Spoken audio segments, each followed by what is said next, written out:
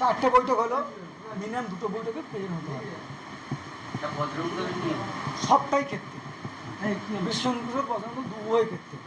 আর যখনই আপনি আসতে পারবেন না যে দাদা আমি ওই বইটাকে যেতে পারছি না, আমাকে আগে থাকতে জানিয়ে দিতে হবে, এটা সংগঠনের সিস্টেম।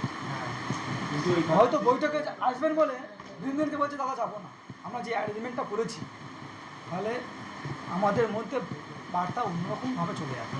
আপনার কাজ থাকতেই পারে, দেখুন প্রত্যেকে আমরা সাধারণ ঘরের মানুষ, কাজ থাকবে, বাড়ির কোনো পারিপার্শ্বিক চাপ থাকে, কেউ বিয়ে করেছে হয়তো তার পার্সোনাল চাপও হতে পারে, সব কিছু বিবেচনা করে একটু আগে থাকতে জানিয়ে দেন যে দাদা আমি যেতে পারছি না বা আমার এই সমস্যা আছে। সৎভাবে সহযোগিতার সাথে বলবেন দেখুন আমরা তো আপনাকে 2 টাকা দিতে পারবো না, তাহলে আপনাকে কোনো রকমভাবে কোনো আমার খারাপ কথা বলার আমাদের কোনো অধিকার নেই, তবে একটু আগে থাকতে বলে দেবেন যাতে আমাদের মধ্যে বার্তাটা যেন ঠিক থাকে। আর সংগ্রহ করতে এসেছি মানে বাক্য বচনটা ঠিক থাকে, এই বচনের কথা কিন্তু অনেক জায়গায় সাইড এফেক্ট আসে, আমাদের কিন্তু অনেক মাথা ঠান্ডা করে কাজ করতে হবে।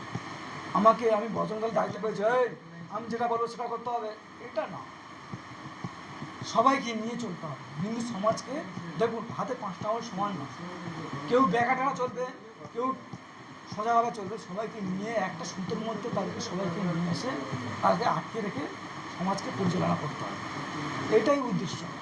তাহলে তবে একজন কার্যকর্তার ভূমিকা তারা তবেই বলবে একজন কার্যকর্তা।